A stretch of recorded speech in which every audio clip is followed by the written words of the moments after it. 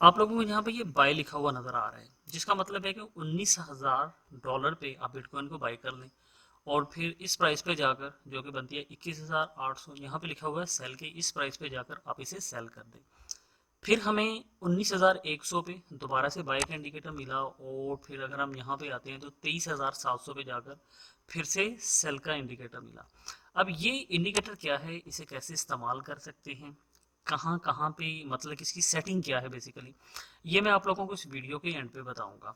मगर आज की इस वीडियो का जो एक बुनियादी मकसद है वो कुछ और है। मतलब ये कि आप लोगों ने सुना होगा कि अगर बिटकॉइन जो है 19,600 के लेवल को ब्रेक करता है तो फिर इसका जो नेक्स्ट पॉइंट है 18,000 हो सकता है, 17,000 हो सकता है। और अगर ये 20,600 से ऊपर क्लोजिंग देता है तो फिर ये आपको 22,000 पे मिल सकता है, 23,000 पे मिल सकता है, 24,000 पे मिल सकता है। अब इसके लिए basically support and resistance line जो है वो इस्तेमाल की जाती हैं, जो कि मैं आप लोगों को अपने टेलीग्राम चैनल पे भी देता रहता हूँ। मतलब कि फ्री में ही हम यहाँ पे आपको इंडिकेटर्स देते रहते हैं, कौन सा प्रोजेक्ट पंप होने लगा है, कौन सा प्रोजेक्ट डंप होने लगा है, और अगर मार्केट में डिप आती है तो आपने यहाँ पे किन किन एसेट्स को बाई करना है। ऐसी बहुत सी चीज़ें आपको हमारे टेलीग्राम पे मिलेंगी, जिसका लिंक वीडियो के डिस्क्रिप्शन से या फिर सर्च ऑप्शन में आए, C*512 टाइप करें और हमारे टेलीग्राम चैनल पे आ जाएं।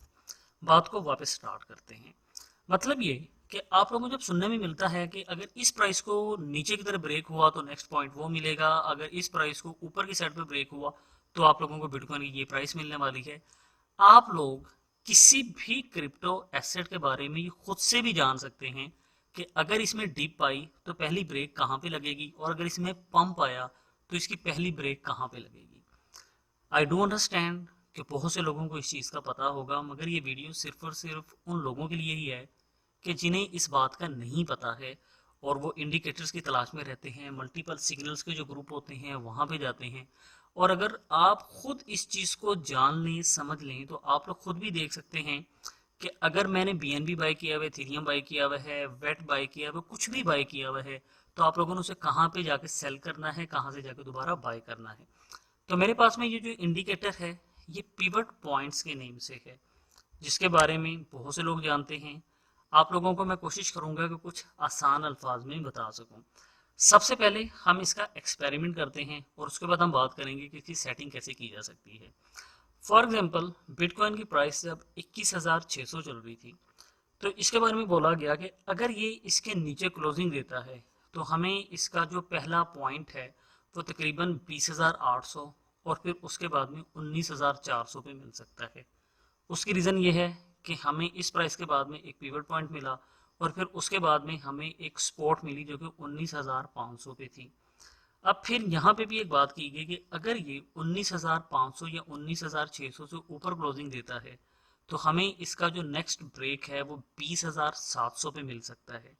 और अगर ये इससे भी ऊपर जाता है तो फिर ये हमें 21,500 और फिर हमें 22,000 और फिर फाइनली हमें 23,000 तक मिल सकता है। अब अगर आप लोग देखें तो आप लोगों को कुछ ग्रीन लाइंस नजर आ रही हैं। इन लाइंस को आप स्पोर्ट बोलेंगे। अगर देख लो S1 S2 S3 यहाँ पे लिखा हुआ है, मतलब कि स्पोर्ट 1 स्पोर्ट 2 स्पोर्ट 3।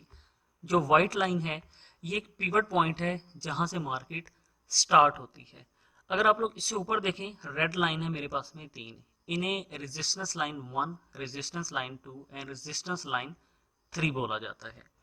अगर आप लोग इससे किसी और क्रिप्टो करेंसी पे भी आकर चेक करना चाहें तो आप लोग देखेंगे कि ये जो इंडिकेटर है आप लोगों को लगभग 100% ना कहूँ, मतलब कि 90% तक अच्छे रिजल्ट देता है, जो कि आपको बताता है कि कहाँ पे आप बाय करो, कहाँ पे जाके सेल कर दो।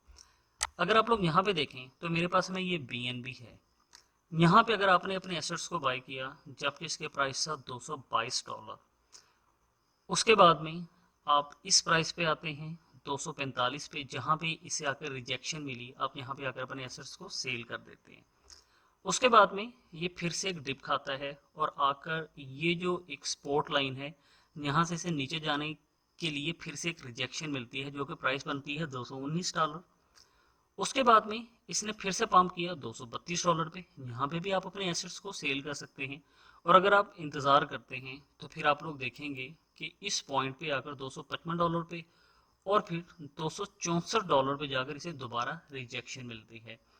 इसे आप अगर इथेरियम पे देखना चाहें तो यहाँ पे भी आपको सेम रिजल्ट्स ही मिलने वाले हैं। अगर हम यहाँ पे देखें जो कि रेजिस्टेंस लाइन 1 थी, $1248 से ये रिजेक्ट हुआ और फिर ये हमें जाकर मिलता है $1040 पे। अगर आप उससे ऊपर भी इसे यहाँ से एग्जिट करते हैं तो ये बनता है $1080। अब अगर इस प्राइस पे आपने इसे बाय किया इस जगह से जो कि बनती है $1080 और इस जगह पे अगर आप आकर देखें जहाँ से दोबारा से रिजेक्शन मिली तो ये बनता है लगभग $1640। मतलब है यहाँ पे बाय की हुई चीज़ आप लोगों ने यहाँ पे जाकर सेल की। मेरे पास में ये 4 आवर्स की जो कैंडल है वो लगी हुई है।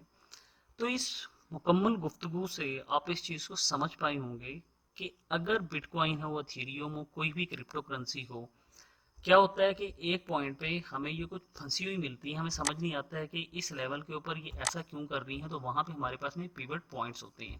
अगर मैं इसे यहाँ से हाइड करूँ तो आप लोग यहाँ पे खुद भी देख पाएंगे कि ये जो लेवल है, ये जो एरिया है, यहाँ पे से रिजेक्शन मिल रही है, यहाँ पे से रिजेक्शन मिल रही है, इस जगह पे से रिजेक्शन मिल रही है, और अगर आप देखें तो यहाँ पे से रिजेक्शन मिल रही है, फिर यहाँ पे जाकर रिजेक्शन मिल रही है। अब मैं यहाँ से पिवट पॉइंट को ऑन करता हूँ तो आप लोग देखेंगे कि हर जगह के ऊपर रेजिस्टेंस लाइन है और सपोर्ट लाइन है।